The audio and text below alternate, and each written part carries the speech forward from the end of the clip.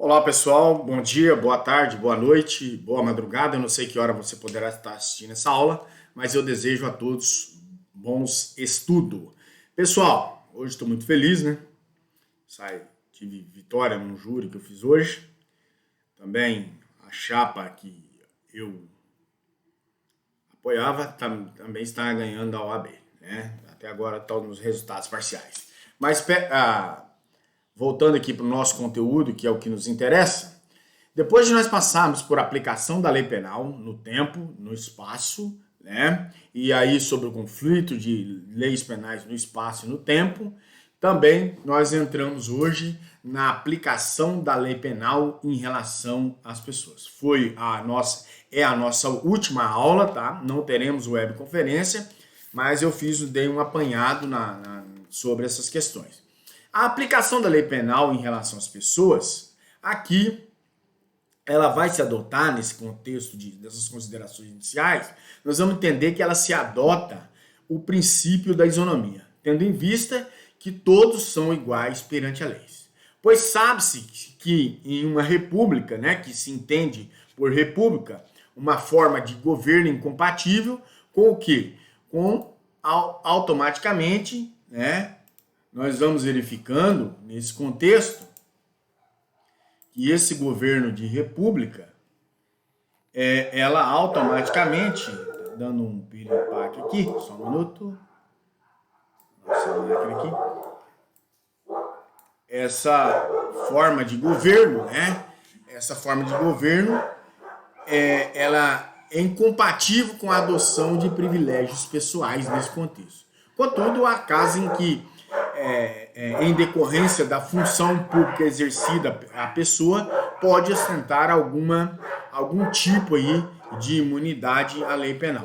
Isto ocorrerá, por exemplo, né, em relação a imunidades diplomáticas e, de forma um pouco mais restrita, as imunidades parlamentares. As imunidades podem ostentar uma dimensão material ou substancial, ou formal nesse contexto, né, material que é substancial, ou a formal, que é a processual. A imunidade material ou substancial, ou real ou absoluta, nesta dimensão a imunidade ela consagra uma verdadeira hipótese de exclusão da incidência da lei penal. A imunidade material, senhores, em nosso ordenamento jurídico, ela está prevista na Constituição Federal e ela é objetiva para salvaguardar o que? O livre mandato parlamentar. Já a imunidade formal, processual ou relativa, na dimensão processual, a imunidade impede a deflagração da persecução criminal e, por outras palavras, quando a autoridade pública possui a prerrogativa da imunidade processual, o fato por ela praticado continua a ser crime, né, a ser considerado crime, mas não há como se indicar aí o procedimento que poderia culminar em uma eventual condenação nesse contexto. Cabe salientar, senhores, que as imunidades são prerrogativas funcionais e não privilégios pessoais, como alguns pensam por aí. Em outras palavras, essas imunidades são compatíveis com o regime republicano, na medida em que não se trata de medida que afronte a isonomia para beneficiar alguém, mas sim na medida institucional para preservar a função de república, assegurando que o seu livre exercício no contexto geral. Quanto às imunidades diplomáticas, inicialmente devemos recordar que, conforme o artigo 5º do nosso Código Penal, a lei brasileira deve ser aplicada, né? Aplica-se a lei brasileira sem prejuízo de convenções, tratados ou regras de direito internacional ao crime cometido no território nacional, conforme nós falamos lá na territorialidade. No que se refere às regras do direito internacional, o Brasil observa-se a regra da imunidade dos representantes diplomáticos. Essa regra ela é objetiva, permite o livre exercício da função diplomática, evitando que perseguições sempre perpetradas como forma de represálias e também às nações representadas. Como de praxe, o âmbito do direito internacional, a imunidade respeita o princípio da reciprocidade, de modo que o Brasil reconhece que tal imunidade aos diplomatas estrangeiros, da mesma maneira que os diplomatas brasileiros desfrutam de tal prerrogativa aqui nesse contexto, em função no exterior. O Brasil aderiu à Convenção de Viena sobre as relações diplomáticas firmadas em 18 de abril de 1961, né? E essa convenção é que regulamenta tais imunidades diplomáticas, foi internacionalizada, né, nesse contexto em nosso ordenamento jurídico por meio do decreto 56.435 de 1965. Conforme essa convenção, o diplomático gozará da imunidade de jurisdição penal do Estado, acreditado, artigo 31. Ademais, a pessoa diplomática ela é inviolável, não poderá ser objeto de nenhuma forma de detenção ou prisão, conforme o artigo 29. Importa aqui mencionar, senhores, que essa imunidade, a jurisdição penal, abrange toda e qualquer infração penal que venha a ser praticada. Não há necessidade, portanto, de se tratar aqui de infração penal praticada no exercício da sua função ou em razão dela ou qualquer outro tipo de relação. Os chefes de governo estrangeiro e os respectivos ministros de relações exteriores desfrutam, perdão, das imunidades dos agentes diplomáticos aqui nos contextos.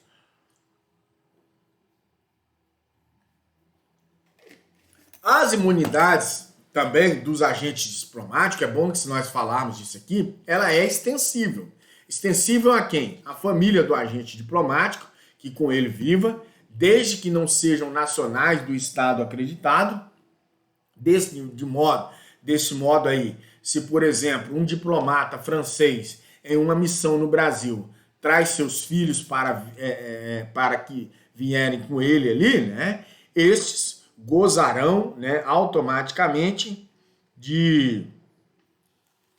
gozarão da imunidade penal, salvo se fossem brasileiros. Os membros do pessoal administrativo, nesse contexto, né, e técnicos da missão, assim como os membros de sua família, que com eles vivam, desde que não sejam nacionais do Estado acreditado, nem nele tenham residência permanente. Os membros do pessoal do serviço da missão também, né, não sejam nacionais do Estado acreditado, aí nem que nele tenham residência permanente. Gozarão também de imunidade quanto aos atos praticados no exercício das suas funções. Como se percebe, senhores, nesse caso, a imunidade é mais restrita, pois adstringe aos atos praticados no exercício das funções públicas, e devemos chamar a atenção para o fato de que a imunidade penal não se estende aos empregados particulares dos agentes diplomáticos, ainda que não sejam brasileiros. A ressalva estabelecida pela Convenção é apenas de que o Estado acreditado deverá exercer a sua jurisdição sobre tais pessoas de modo, né, a não interferir demasiadamente como o desempenho das funções da missão diplomática. No caso do cônsul, e aqui eu alerto os senhores, para não confundir cônsul com diplomata, a imunidade também existe, mas ela é já mais restrita, né? E isto por quê? Por quê? Porque o cônsul somente possui imunidade aos atos praticados no exercício das funções. Em resumo, nós podemos concluir aqui que a imunidade no que concerne aos agentes diplomáticos abrange quem? Os chefes de governo, Estado estrangeiro e a sua família, membros da comitiva, embaixadores, né, o embaixador e a sua família, os funcionários do corpo diplomático e a família, os funcionários das organizações internacionais, né, quando em serviço, e o cônsul em relação aos atos praticados no exercício da sua função. Quanto à natureza da imunidade e à renúncia, nós vamos observar que, obviamente, as imunidades dos agentes diplomáticos não pode evitar que eles sejam submetidos a uma jurisdição penal do seu país de origem. De igual sorte, um agente diplomático brasileiro que pratica um crime no exterior não será julgado lá no país em que atua, mas será submetido ao quê? À jurisdição penal do Brasil. Vale recordar, inclusive, que em se tratando do chefe da missão diplomática de caráter permanente, ele terá foro por prerrogativa de função perante o Supremo Tribunal Federal, artigo 102, inciso 1, C, a linha C da Constituição Federal. Desse modo, senhores, por exemplo, o embaixador brasileiro na Alemanha comete um crime, não poderá ser julgado pela justiça alemã, mas será trazido ao Brasil para que aqui seja julgado e a ação penal aqui terá curso perante o Supremo Tribunal Federal. Como se percebe, a imunidade dos agentes diplomáticos ela é formal, processual e não material substancial. Com efeito, o agente diplomático que pratica o crime, mas a imunidade que contra si seja deflagrada, nesse contexto, né? Nesse contexto, a persecução criminal no país em que ele atua. Contudo, senhores, deverá ser definitivamente responsabilizado em seu país de origem, razão pela qual não pode se falar em casos como este, em que a imunidade em sua dimensão é substancial. Essa imunidade é irrenunciável pelo agente, podendo ser renunciada pelo próprio Estado acreditante.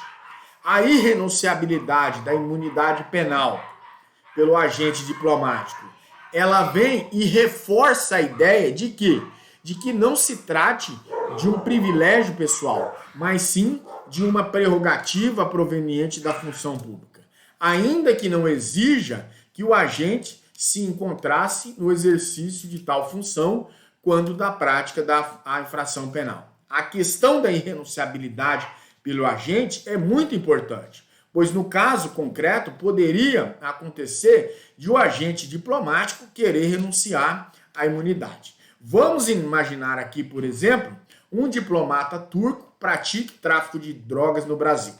Como goza de imunidade, ele não poderá ser julgado aqui, devendo ser conduzido à Turquia para que lá seja processado. Ocorre, senhores, que na Turquia esse crime pode ser punido com a morte, o que é constitucionalmente proibido no Brasil em tempo de paz.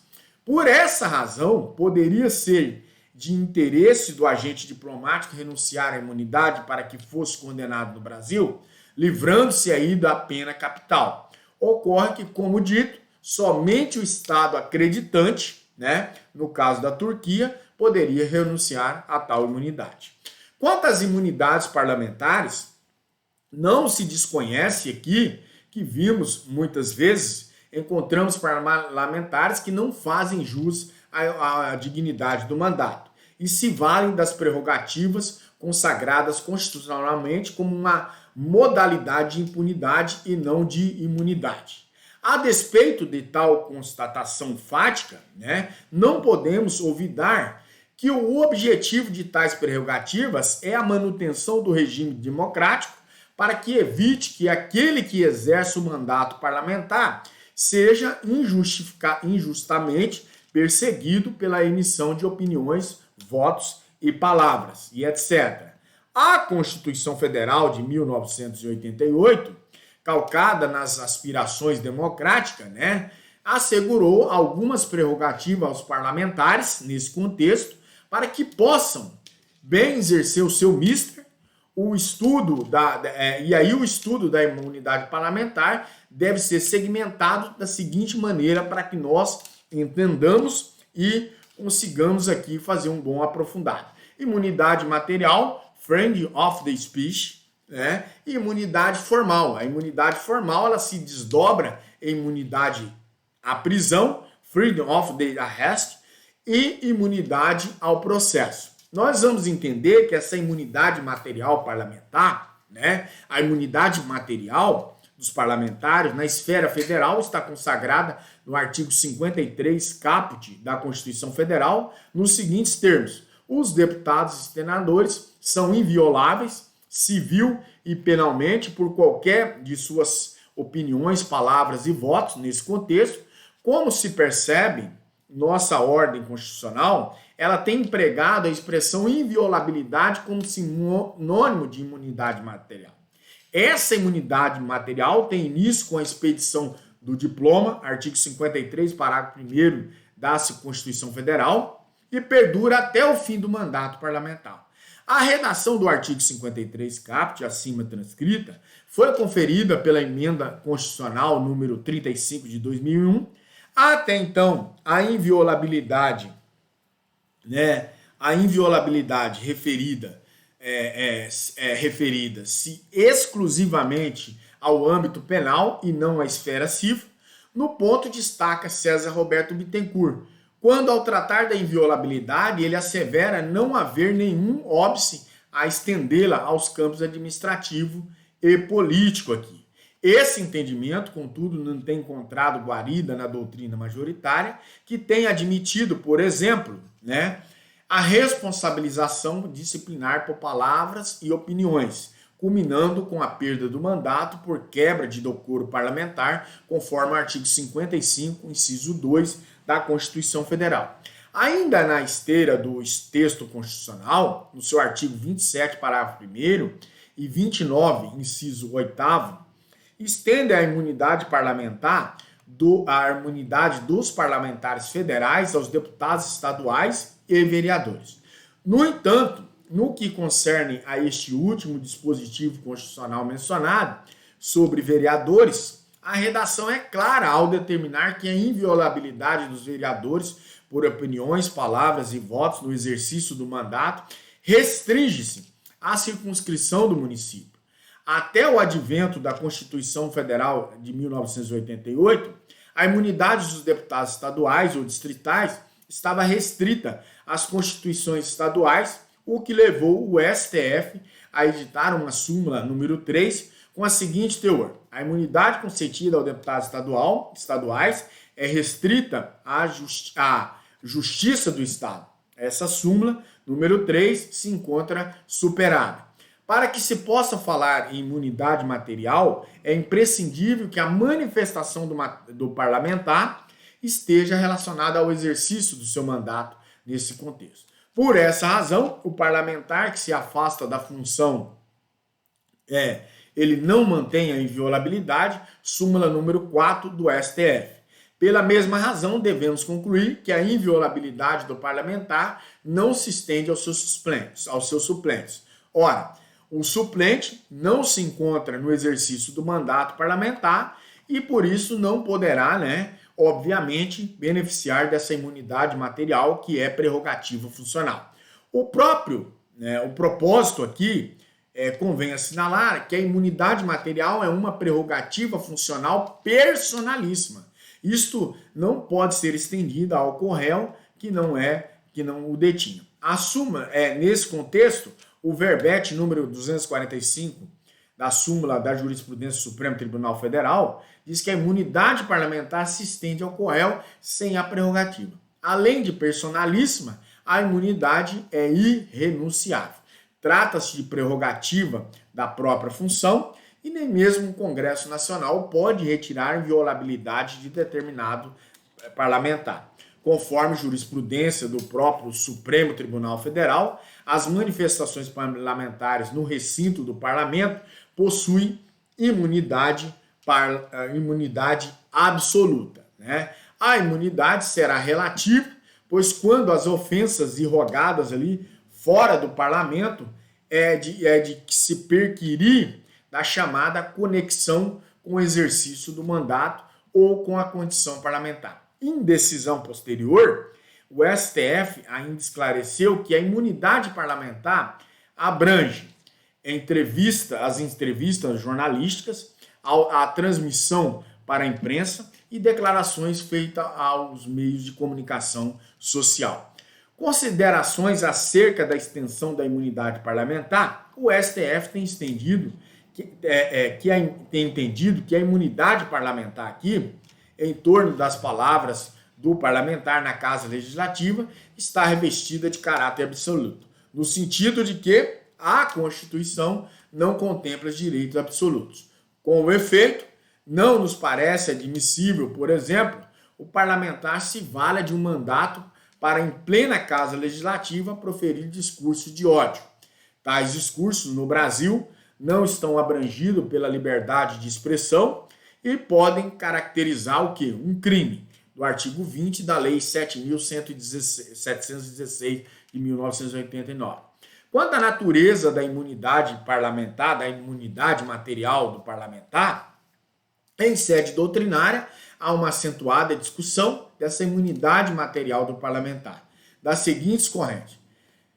Causa de excludente de crime. É um entendimento esposado, entre outros, por Nelson Hungria, no âmbito constitucional aqui, né, no sentido de que, no mesmo sentido de José Afonso da Silva.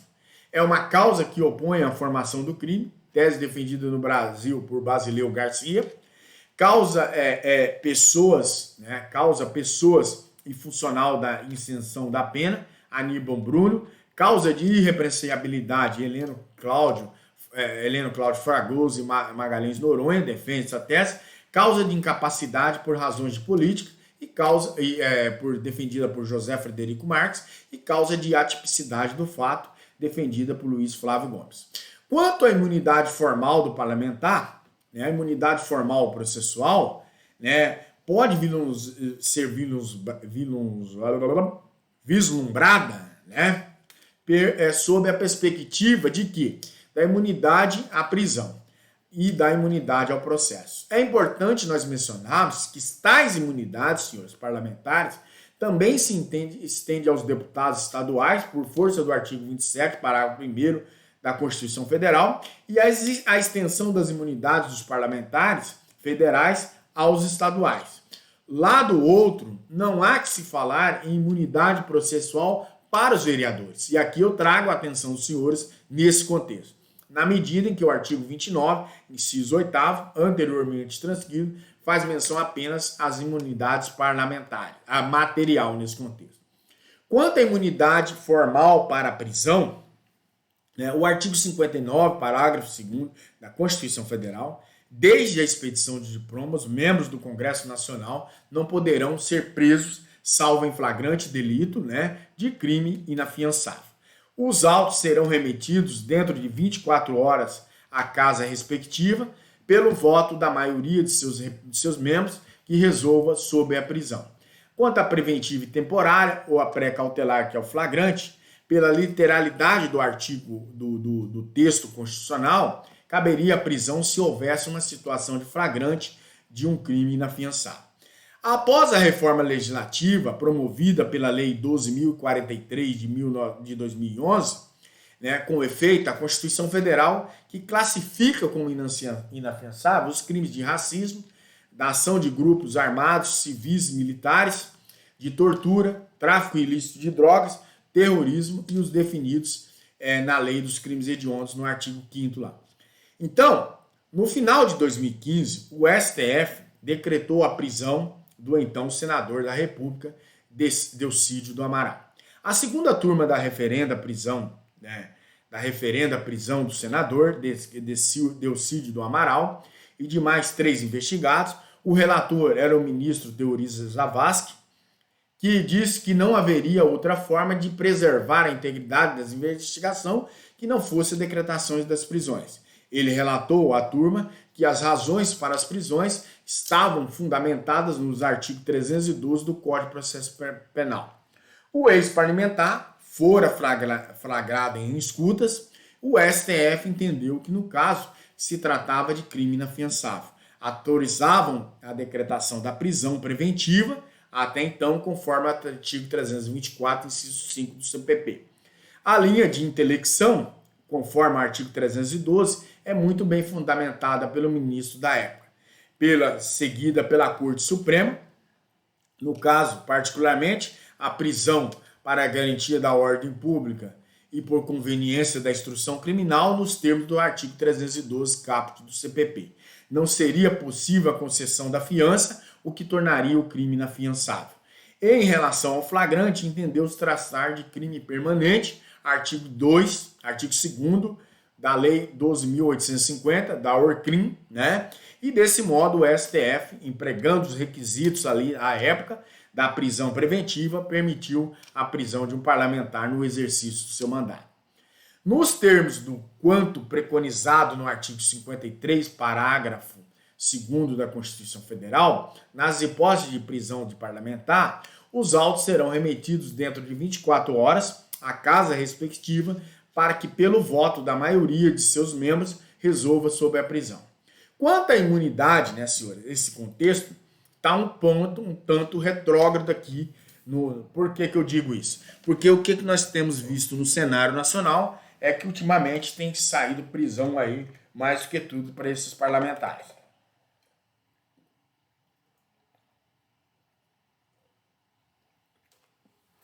Ultimamente nós vimos a prisão do Daniel Pereira, parece o deputado federal. Mas nós não vamos entrar nesse mérito. O que nós temos que fazer é apenas nos frisarmos no conteúdo de estudo nosso. Quanto à imunidade formal para o processo, até o advento da emenda constitucional número 35 de 2001, o parlamentar somente aí, né, poderia até então, né, nesse contexto, poderia até então ser nesse contexto, o parlamentar somente poderia ser processado criminalmente com o aval da sua respectiva casa legislativa. Com a emenda, com a referida emenda, alterou consideravelmente a matéria, restando consignado o artigo 53, parágrafo 3º da CF, e recebida a denúncia contra o senador ou deputado por crime ocorrido após a diplomação, o Supremo Tribunal Federal dará ciência à casa respectiva, que por iniciativa de partido político, nela representando e pelo voto da maioria de seus membros, poderá, até a decisão final, sustar o andamento, né, da ação. Como se vê, atualmente o STF não depende de anuência da Casa Legislativa para iniciar a ação penal e cabe à Corte Suprema cientificar o Legislativo que, por iniciativa do partido político, nela representado e pelo voto de maioria dos seus membros, poderá, até a decisão final, sustar o andamento da ação penal. Esse pedido de sustação será apreciado pela casa respectiva no prazo improrrogável de até 45 dias, nesse contexto do seu recebimento pela mesa diretora. Se a casa legislativa decidir pela situação da ação penal, haverá suspensão do curso do prazo prescricional enquanto durar o mandato do parlamentar. É importante aqui nós registrarmos que, consoante os termos do artigo 53, parágrafo 3º da Constituição, a cientificação da Casa Legislativa vale para os crimes ocorridos após a diplomação. Logo, se o crime já havido ocorrido antes da diplomação do deputado ou do senador, haverá aí o quê? Não haverá necessidade do Supremo Tribunal Federal encaminhar a informação à Casa Legislativa, tá certo? Quanto à imunidade do parlamentar e o estado de sítio. O estado de sítio é decretado quando há uma forte instabilidade institucional e acarreta a flexibilização dos determinados direitos e garantias individuais. Mesmo durante o estado de sítio, devem ser preservadas as imunidades dos deputados e senadores, podendo ser suspensas pelo voto de 2/3, né, dos membros da Casa Legislativa para os casos de atos praticados para fora do recinto do Congresso Nacional, incompatível com a execução da medida, conforme o artigo 53, parágrafo 8º da CF.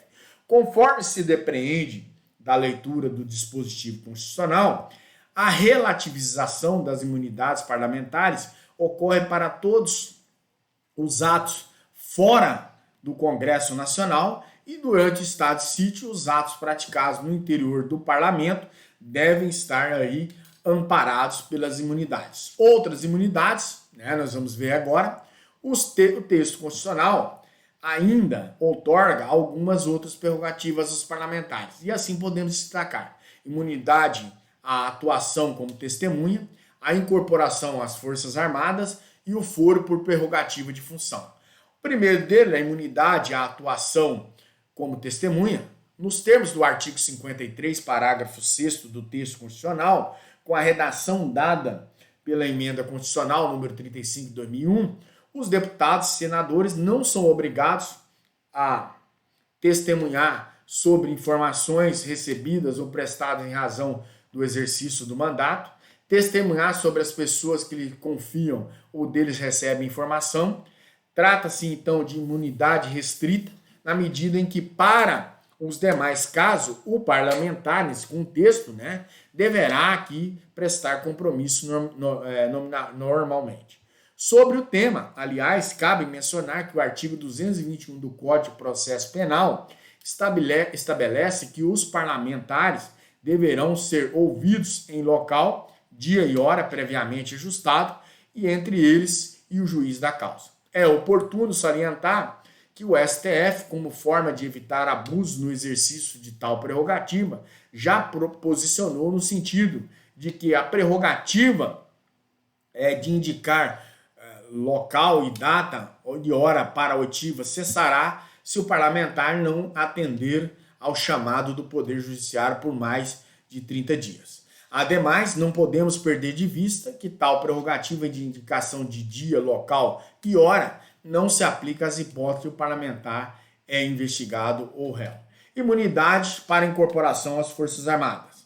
Em seu artigo 53, parágrafo 7º, a incorporação às Forças Armadas de deputados e senadores em tempo de guerra dependerá de prévia licença da casa respectiva.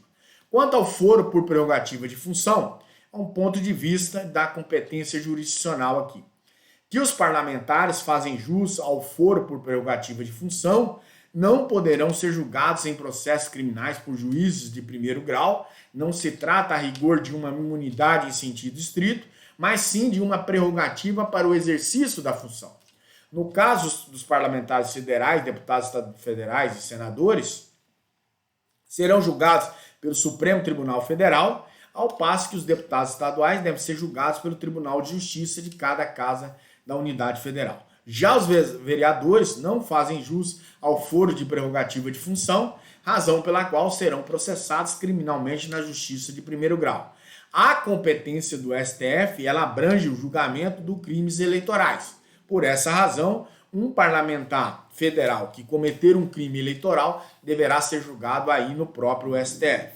Por outro lado, não se pode desenvolver aqui o mesmo raciocínio na esfera estadual, porquanto o Tribunal de Justiça não possui competência para o julgamento dos crimes eleitorais. Desse modo, se um deputado estadual cometer um crime eleitoral, deverá ser julgado perante o Tribunal Regional Eleitoral. As autoridades que possuem o foro por prerrogativa de função estabelecida na Constituição Federal de 88, caso cometam um crime doloso contra a vida, serão julgados pelo respectivo tribunal em que gozam de prerrogativa, e não pelo tribunal do júri. Já as autoridades públicas, como foro por prerrogativa de função, prevista aí no artigo pela Constituição Federal do seu estado, membro, se praticaram delito doloso contra a vida, serão julgados aí pelo tribunal do júri.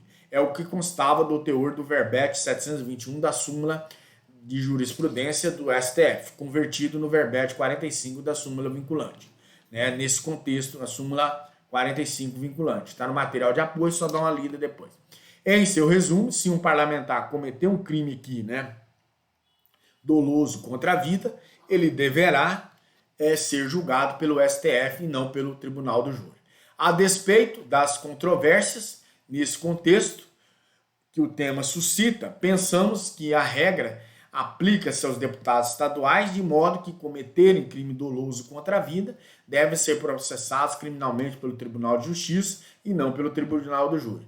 Para fundamentar tal raciocínio, devemos recordar que o foro por prerrogativa de função dos deputados estaduais não se encontram previsto exclusivamente na Constituição estadual. Ao revés, ela deriva do propósito desse próprio texto constitucional que estende aos parlamentares estaduais as mesmas prerrogativas dos deputados federais, conforme está prevista no artigo 27, parágrafo 1º da Constituição Federal. Tá certo? Pessoal, aqui nós fizemos um bom apanhado sobre as prerrogativas de função, que que tem a aplicação da lei penal em relação às pessoas.